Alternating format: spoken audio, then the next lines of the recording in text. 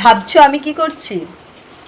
আমি আমার অভ্যেস দিয়ে, আমার শব্দ দিয়ে, আমার ব্যবহার দিয়ে সামনে থাকা মানুষটাকে হার্ট করছি। গল্প এখানেই শেষ নয়। এবার আমি এটাতে ড্যামেজ কন্ট্রোল করার চেষ্টা করব।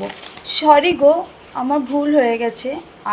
আই প্রমিস এরকম ভুল আর কখনো হবে না। তুমি এত ওভার রিয়েক্ট কেন করছো?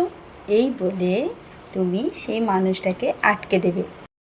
আর অন্যদিকে সেই মানুষটার সিচুয়েশান কী হয়? খানিকটা এই রকম ক্ষতবিক্ষতে ভর্তি।